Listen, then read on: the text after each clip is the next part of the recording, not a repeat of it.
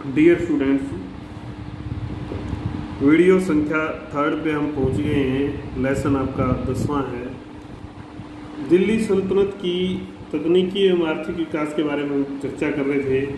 उसमें हमने पहले कृषि के बारे में पढ़ा, फिर उद्योगों के बारे में। आज हम महत्वपूर्ण जो बिंदु है व्यापार और वाणिज्य के बारे में पढ़ेंगे।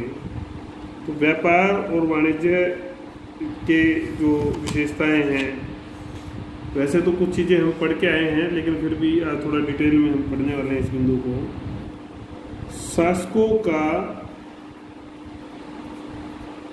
का व्यापारियों के प्रति दृष्टिकोण। व्यापारियों के प्रति क्या दृष्टिकोण था?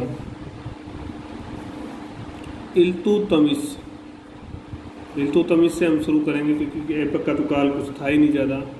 तो आपको पता है कि इल्तुतमिश पहला शासक था। कुल मिलाकर लाहौर इसकी राजधानी थी और यह एक व्यापारिक केंद्र बन गई थी। धीरे धीरे विभिन्न देशों के व्यापारी यहाँ आते थे।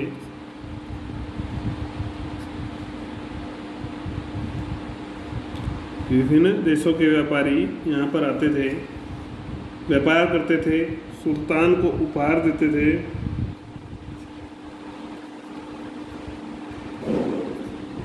और सुल्तान भी उन्हें उपहार देकर सम्मानित करता था। तो सुल्तान ने मार्गों के देखभाल सुरक्षा के लिए जगह जगह सहनों और गुमास्तों की नियुक्ति की। बलबन ने भी इस क्षेत्र में काम किया। जो मेवाती क्षेत्र था, जो लोग थे वो लूटमार ज़्यादा करते थे। मेवों की जो लूटमार से व्यापारी वर्ग की सुरक्षा की। घुसकर वो लूटपाट करते थे, राजधानी में भी, दिल्ली में। तो सुल्तान अलाउद्दीन ने भी जो है सुरक्षा की। अलाउद्दीन ने क्या काम किया, इस बारे में हम पढ़ेंगे।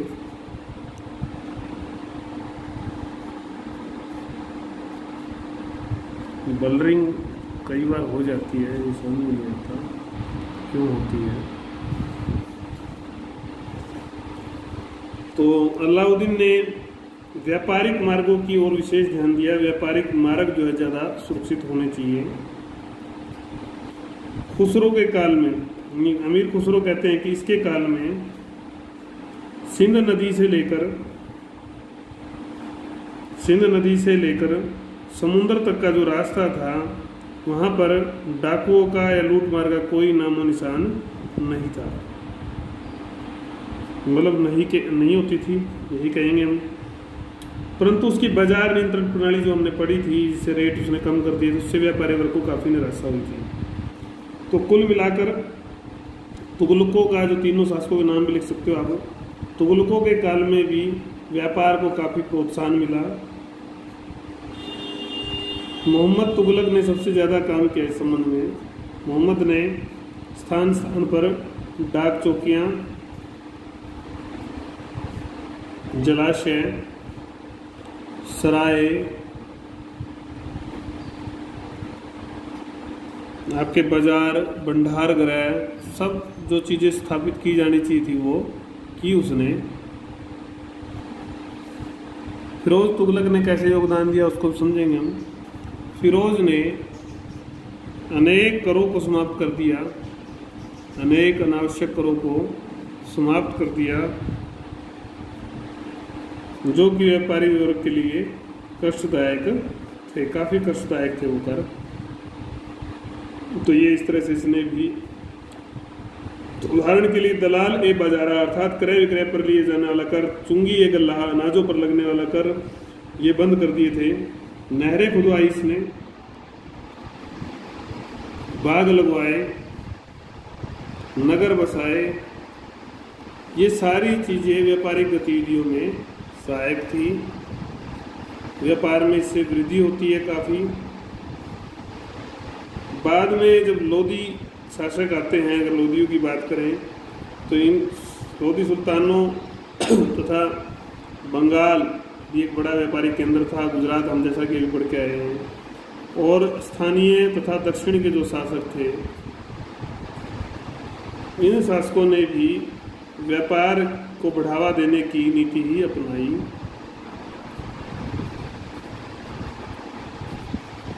तो ये थी शासकों की क्या दृष्टि थी।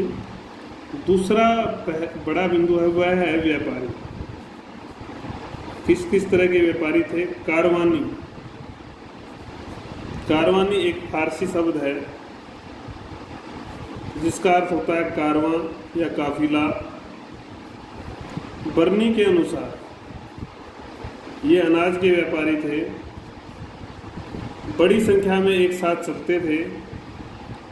नासरुद्दीन चिराग के अनुसार इसके पास अनाज से लदे, चिराग के अनुसार क्या कहता है वो, 10,000 बैल होते थे। मतलब 10,000 बैलगाड़ी होती थी। उसके पास 20,000 भी होते थे। नायक लिखता है कि तत्कालीन वेणु के लेख से पता चलता है कि देश के आंतरिक भागों में व्यापार करते थे। मुख्य रूप से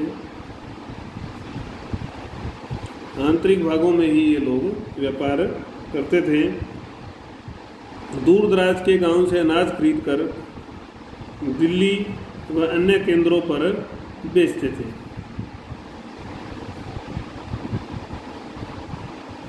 उसके बाद व्यापारियों में हमने कारवानी पढ़ा। उसके बाद आते साहा और मुल्तानी। साहा और मुल्तानी ये धनी व्यापारी थे। बरनी के अनुसार ये दूरी का व्यापार करते थे। ज़्यादा दूरी के जो व्यापार होते थे वो करते थे। अधिकांश हिंदू थे, लेकिन कुछ मुस्लिम भी थे।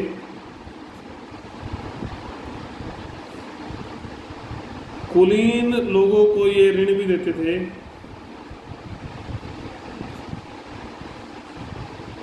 ये लोग पश्चिम और मध्य एशिया के देशों से थल मार्गों से व्यापार करते थे। हथियार बंद ये रक्षक भी अपने रखते थे। उसके बाद तीसरा जो बिंदु आता है वो आता है आपका गुजराती और मारवाड़ी।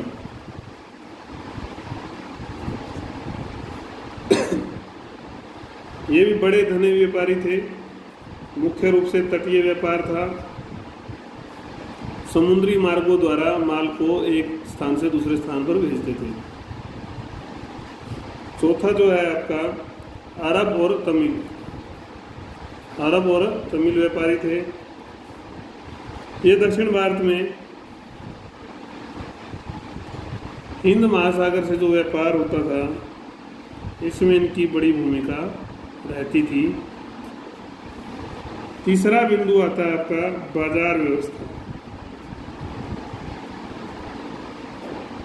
बाजार आपको पता है वह स्थान होता है जहाँ पर क्रय विक्रय होता है, खरीदा और बेचा जाता है सामान। व्यापारी से व्यापारी के बीच में वो भी होता है। व्यापारी टू व्यापारी, होलसेलर टू छोटा सेलर या रिटेलर, और व्यापारी टू उपभोक्ता। रिटेलर जो है, कंज्यूमर जो होता है, उपभोक्ता जो होता है, जैसे आप उपभोक्ता हो, आप छोटी दुकान से लेके आके, फिर छोटा जो व्यापारी हो बरवाड़ा से या आपके 80 से बड़े व्यापारी से लेता है, तो वो व्यापारी टू व्यापारी। तो अनेक नगर जो है इस व्यापार के केंद्र होते थे। इनमें बाजारों के लिए भी विशेष स्थान होते थे। इन नगरों में स्थायी मंडियां बनने लग गई थी। इन मंडियों में हर चीज़ का व्यापार होता था। अलाउद्दीन के बाजार आपने पढ़े थे, अगर याद होंगे तो हमने पढ़े थे। मैं आपको बता देता हूँ। गल्ला मंडियाँ थी, गल्ला कीमती वस्तु, दासों व घोड़ों की मंडियाँ थी, आपको याद होगा। सरायों में भी ये जहाँ पर व्यापारी ठहरते थे वहाँ भी ये बाजार लगा देते थे। तो वहाँ से फिर आसपास के लोग इनसे चीज़ें खरीदते। सैनिक अभियान जब चलता था, सैनिक अभियान के साथ भी एक विशेष बाजार लगता था, विशेष बाजार भी चलता था, जो उनको आवश्यक जो चीज़ें हैं वो मुहैया कराता था सैनिकों को। ऐसे व्यापारी युद्ध अभियान का एक हिस्सा भी होते थे। युद्धों में अगर जो लूट का माल मिलता था, इसमें भी इनका भी हिस्सा व्यापारियों का भी रहता था। चौथा है आपका फिर दलाल व सराफों की भूमिका।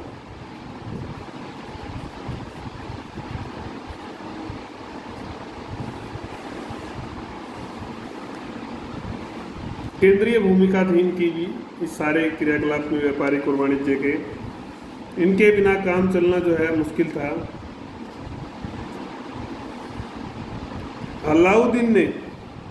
अलाउद्दीन की नीति से इनको काफ़ी नुकसान पहुंचा था। वैसे तो व्यापारियों को भी नुकसान पहुंचा था और दलालों और सराफों को तो विशेष रूप से।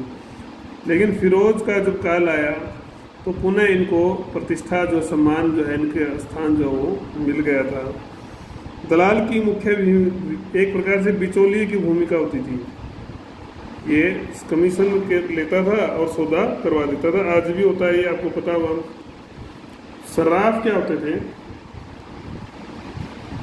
इनका कार्य भी इम्पोर्टेंट था। ये जो देसी विदेशी जो सिक्के आते थे, उन सिक्कों की कितने प्योर हैं नहीं हैं, तो उसकी शुद्धता ये लोग मापते थे, परख करते थे। विनिमय दर, आपस में सिक्का अगर चेंज हो रहे हैं, ले रहे हैं, मुद्रा बदल रहे हैं, तो वो चेंज होने की जो दर है वो भी ये निर्धारित करते थे। ये काम आजकल विश्व में जो है बड़े बड़े बैंकिंग जो संस्थान है वो करते हैं, वही काम ये करते थे। मुद्रा के एक मुद्रा के बदले में कितनी मुद्रा मिलेगी, ये लोग तय करते थे। इसके अलावा ये लोग हुंडी भी जारी करते थे। फारसी में सुख ताजा। कागज के प्रचलन के बाद इस प्रथा का व्यापार में विशेष महत्व हो गया। पांचवा है आपका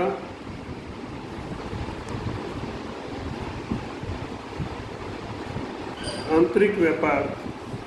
यह दो प्रकार का था। विभिन्न शहरों के बीच अधिक दूरी का व्यापार।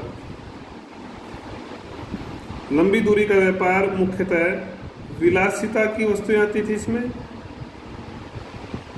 विलासिता की जो बहुत मूल्यवान महंगी वस्तुएं होती थी वो इसमें आती थी, और व्यापारी अधिक मूल्य पर बेचने के लिए लेकर जाते थे।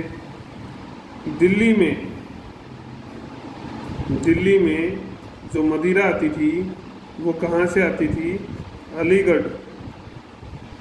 अलीगढ़ और मेरठ से जो है स्पेशल मदिरा आती थी। जबकि मलमल देवगिरी से और कपड़ा लखनौती से आता था। इब्न बतूता और वर्णन करता है इस बारे में कुछ। इब्न बतूता कहता है कि दिल्ली में जो है पान मालवा से आते थे।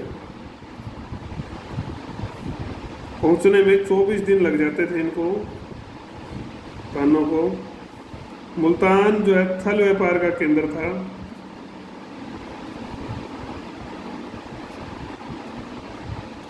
वह लिखता है कि यहाँ शक्कर दिल्ली और लाहौर से आती थी और घी सिरसा से आता था। हरियाणा का भी वर्णन आया है। तो अन्य नगर भी साथ के साथ जैसे जैसे गतिविधियाँ उभरी तो अन्य नगर भी उभरे, उनमें भी यही गतिविधियाँ होती थी। दूसरा जो व्यापार था आपका वह था गांव व शहरों के बीच कम दूरी का व्यापार था। यह मुख्यतः चावल, चना व गन्ने का होता था।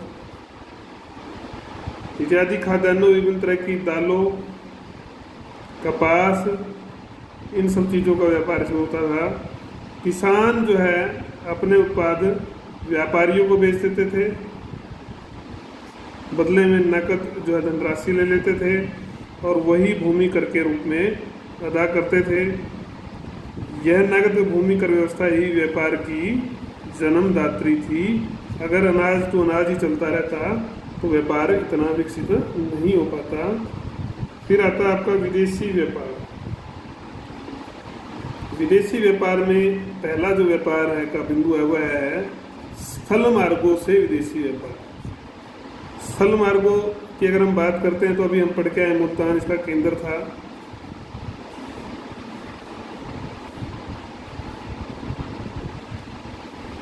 मुल्तान जो है केंद्र था।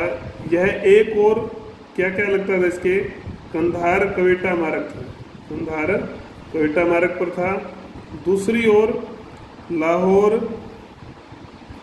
ठट्टा और देवल से जो है इत्यादि नगरों से सिंधु जो नदी का मार्ग था उससे भी ये जुड़ा हुआ था।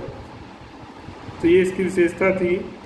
और जो ये क्वेटा जो मार्ग था अपना कंधार क्वेटा मार्ग आगे जो है ये कहाँ जुड़ा हुआ था, ये आगे अफगानिस्तान, ईरान और मध्य एशिया से जुड़ा हुआ था।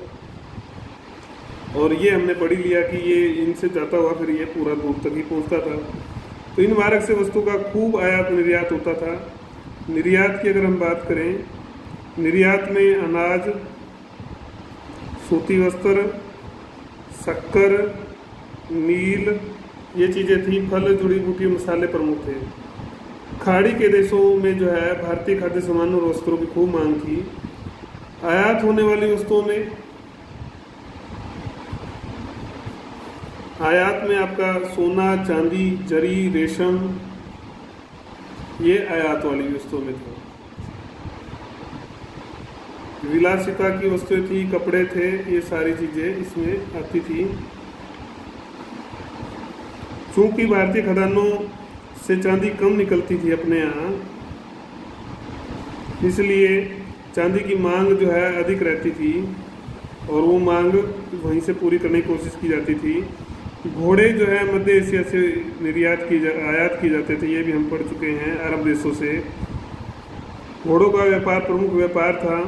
व्यापारी लोग 4-4, 5-5 हज़ार की संख्या में घोड़ों के झुंड बनाकर लाते थे। बहुत से अफगानी और खुरासानी व्यापारी इस काम में लगे हुए थे। दूसरा जो केंद्र था इस चीज़ का वो था आपका लाहौर, फल व्यापार का। लेकिन जब मंगोलों का आक्रमण हुआ तो उसके बाद इसका महत्व कम हो जाता है। खोखर जाति की जो लूटपाट थी उससे भी इसकी अक्सती होती है। तो ये केंद्र इतना नहीं चल पाता। फिर बात आती, दूसरा जो था वो था आपका जल मार्गों से। जल मार्गों से जो व्यापार होता था तो इसमें बंदरगाहें आएंगी, पश्चिम भारत की, पूर्वी भारत की। तो बंदरगाहों में अगर हम पढ़े तो पूर्व में आपने पढ़ा था, पूर्व में आज भी आप देखते हो तो कौन है आपके, बांग्लादेश या अपना बंगाल। तो इससे सूती वस्त्र है, शक्कर है, रेशम है, इन चीज़ों का निर्यात किसको होता था, चीन, मलक्का और जो आपके पूर्व के जो देश थे और उनको इसका निर्यात होता था, भेजे जाते थे। तो ये जहाज ईरान तक पहुंचते थे। ईरान की खाड़ी में ओरमुज बंदरगाह से नमक तथा मालदीपों से समुद्री सीप होती थी, आयात भी की जाती थी, वहाँ से ये चीज़ मंगाई जाती थी। इन सीपों का उपयोग बंगाल, बिहार, उड़ीसा में सिक्कों के रूप में भी होता था। गुजरात की अगर हम बंदरगाहों की बात करेंगे तो खंबात और बड़ौच जो है प्रमुख बंदरगाहें थी, जहाँ से माल फिर कहाँ जाता था, फारस की खाड़ी में और लाल सागर की बंदरगाहों तक माल जाता था। इसके बाद अगर फारस की खाड़ी की अगर हम बात करें, वहाँ पर थी बसरा और हरमुज बंदरगाहें, बसरा और हरमुज। और लाल सागर में थी आपकी अदन